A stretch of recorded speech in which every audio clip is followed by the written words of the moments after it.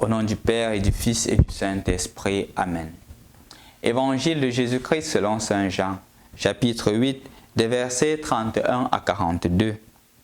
Jésus disait à ces Juifs qui maintenant croyaient en lui, « Si vous demeurez fidèles à ma parole, vous êtes vraiment mes disciples.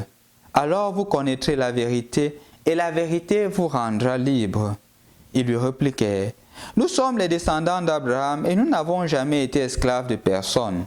Comment peux-tu dire, vous deviendrez libres ?»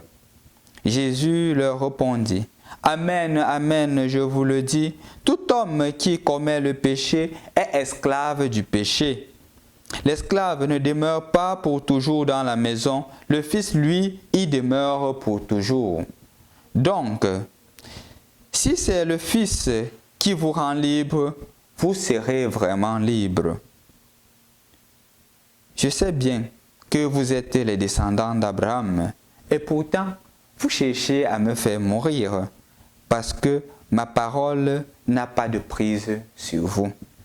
Je vous dis ce que moi, j'ai vu auprès de mon Père, et vous, vous faites ce que vous avez entendu chez votre Père. » Ils lui répliquaient, « Mon Père, c'est Abraham. » Jésus leur dit, « Si vous êtes les enfants d'Abraham, vous devriez agir comme Abraham. Et en effet, vous cherchez à me faire mourir, moi qui vous ai dit la vérité que j'ai entendue de Dieu.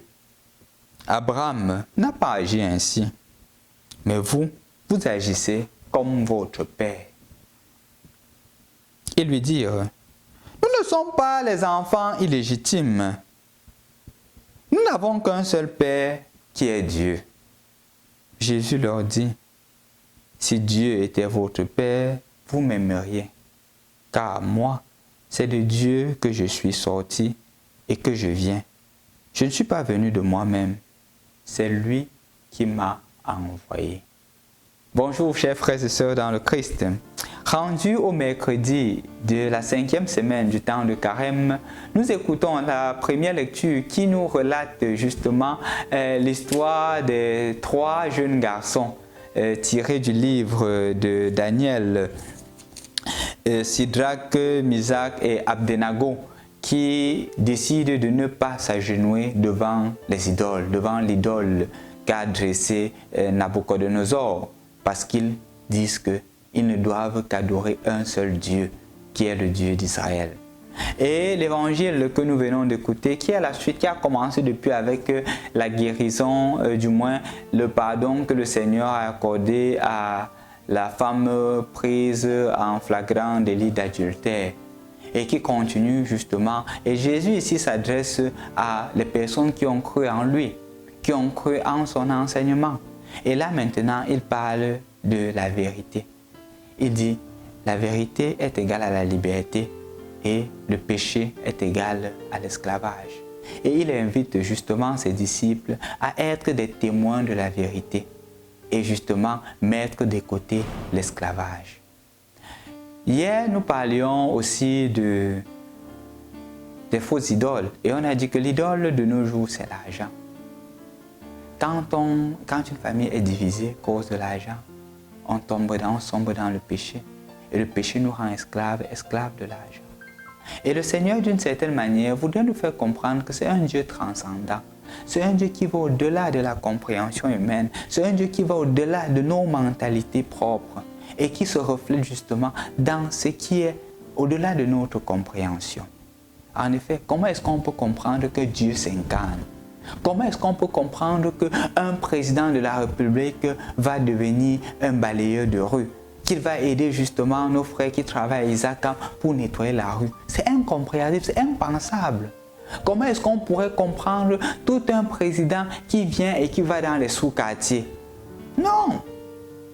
On ne peut pas comprendre ça. Parce que dans nos mentalités, c'est clair que celui qui est grand, c'est celui qui se sent plus puissant, c'est celui qui exprime son pouvoir. Pourtant, notre Dieu dit que ce n'est pas cette logique de grandeur que j'ai. La logique de grandeur, c'est une logique d'abaissement, au point où Dieu devient homme. Et l'évangile de Jean est clair, c'est justement de mettre en exergue ou de manifester ou d'exprimer l'identité de Dieu.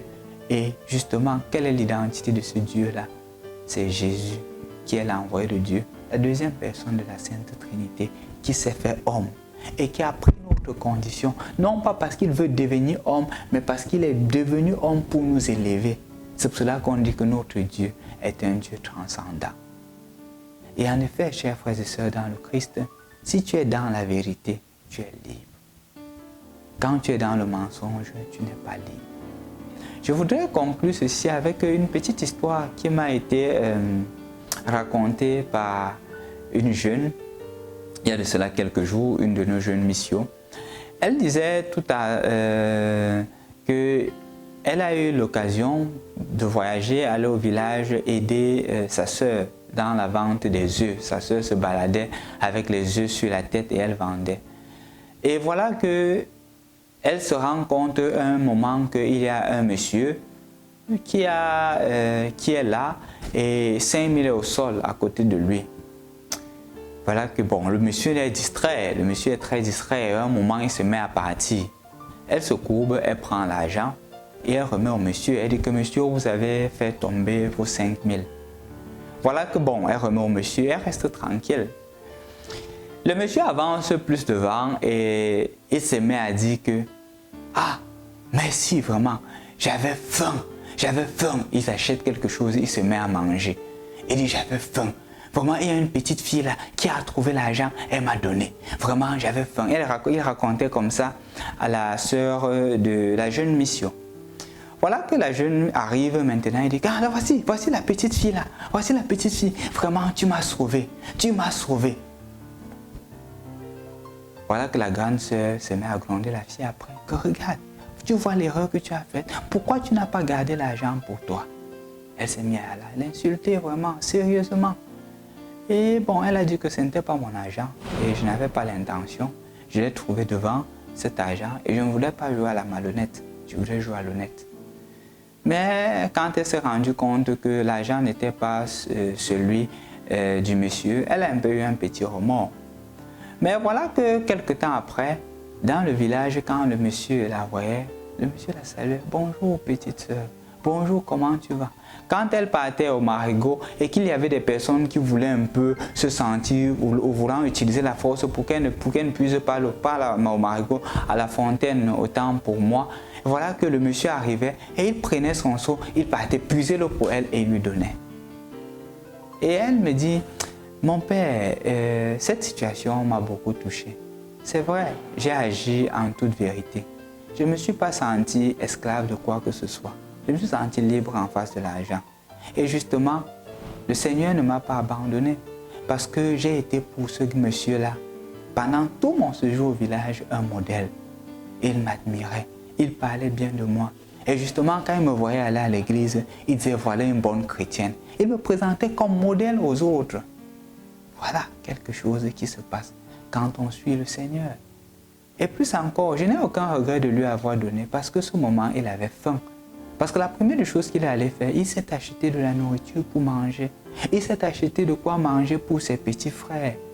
Et je ne regrette pas cette action parce que le Seigneur m'a utilisé pour quelque chose de vrai. Et je suis libre et le Seigneur m'a récompensé. Une vérité dans la liberté. Jésus s'identifie comme le chemin, la vérité et la vie. Quand on suit Jésus, ce n'est jamais une perte, c'est toujours un gain. Et donc tu es appelé à être aussi un témoin de la vérité. Le Seigneur continuera à te bénir.